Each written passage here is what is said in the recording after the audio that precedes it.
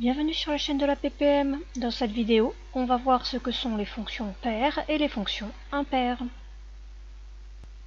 Dans une précédente vidéo, on a défini ce que c'est qu'une fonction, un processus qui, à chaque nombre réel, associe au plus un unique nombre. Et on a vu qu'en considérant les antécédents et les images comme des coordonnées, on pouvait représenter graphiquement une fonction dans un repère. Les fonctions peuvent entre autres servir à modéliser et à étudier des situations réelles.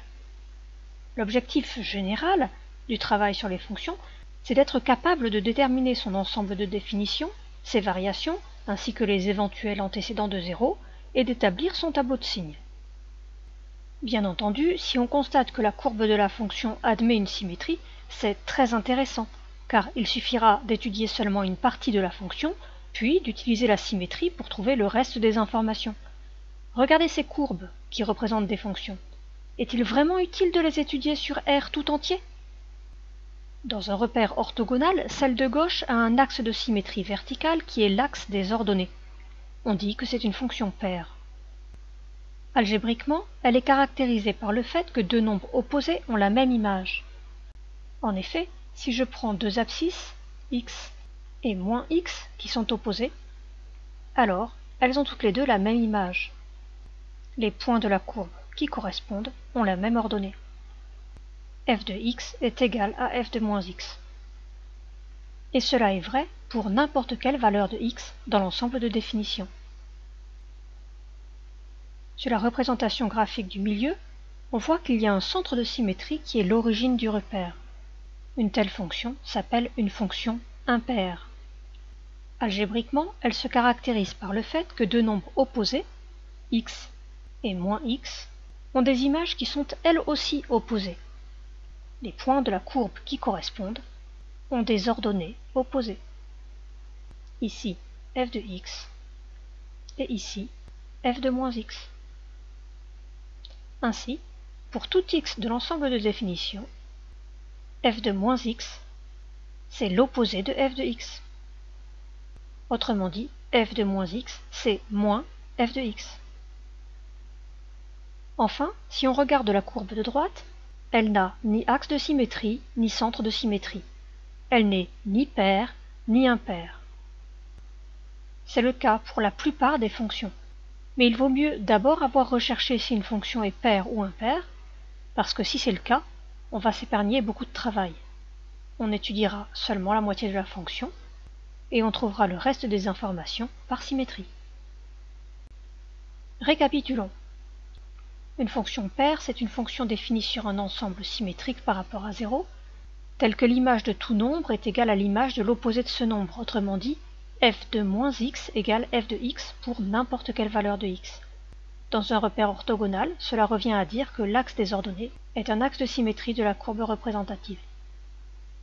Une fonction impaire, quant à elle, c'est une fonction qui est également définie sur un ensemble symétrique par rapport à 0, mais l'image de tout nombre est l'opposé de l'image de l'opposé de ce nombre.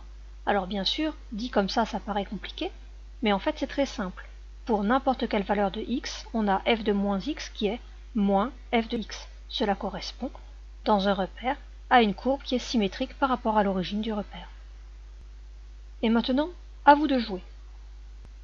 Saurez-vous prouver tout d'abord que la fonction f définie par f de x égale x au carré plus 7 est paire, puis que la fonction g définie par g de x égale 1 sur x est impaire, et enfin que la fonction h définie par h de x égale 3x plus 2 n'est ni paire ni impaire? Mettez la vidéo en pause, faites vos recherches, et remettez la vidéo en route pour avoir les réponses. Vous êtes prêts? On corrige. Petit a. Il s'agit de prouver algébriquement que f est une fonction paire. Pour cela, il faut être capable de calculer f de moins x.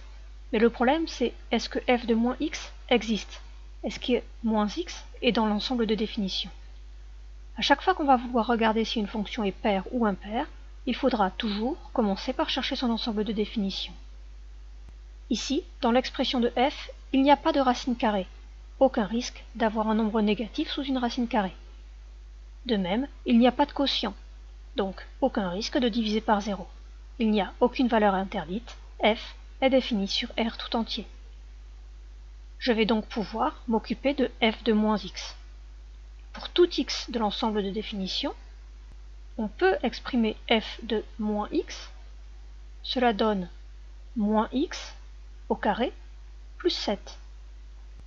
J'essaye de faire le lien avec l'expression de f de x.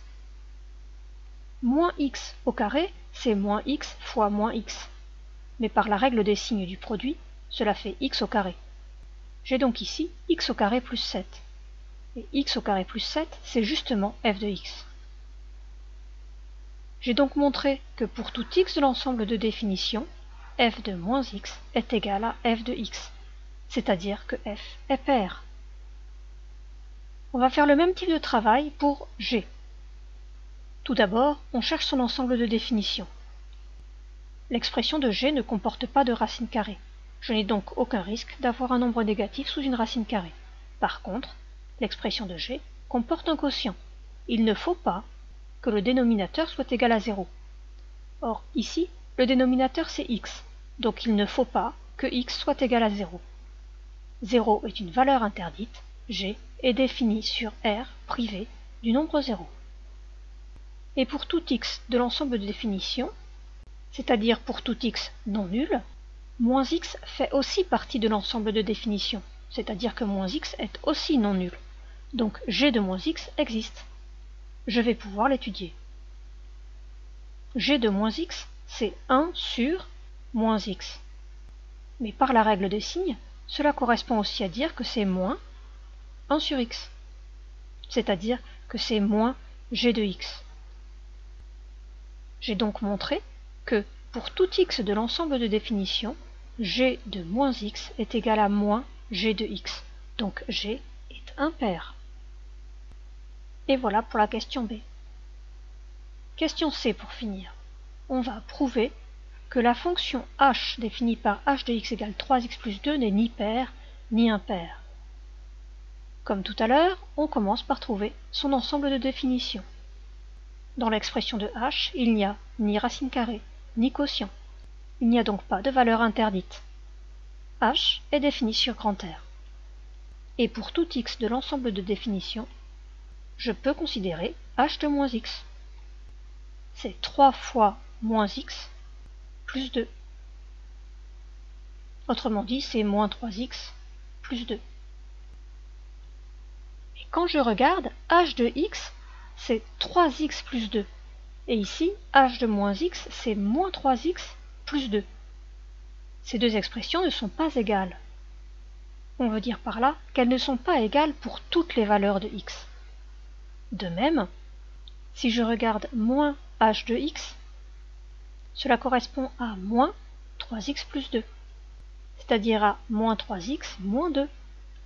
Donc h de moins x n'est pas non plus égal à moins h de x. Cela montre que h n'est ni pair ni impair. De cette vidéo, on retiendra qu'une fonction f est paire lorsque pour tout réel x de son ensemble de définition, f de moins x existe et il est égal à f de x. Dans un repère orthogonal, sa courbe admet l'axe des ordonnées comme axe de symétrie. On retiendra également qu'une fonction f est impaire lorsque pour tout réel x de son ensemble de définition, f de moins x existe et est égal à moins f de x. Dans un repère, la courbe admet alors l'origine comme centre de symétrie.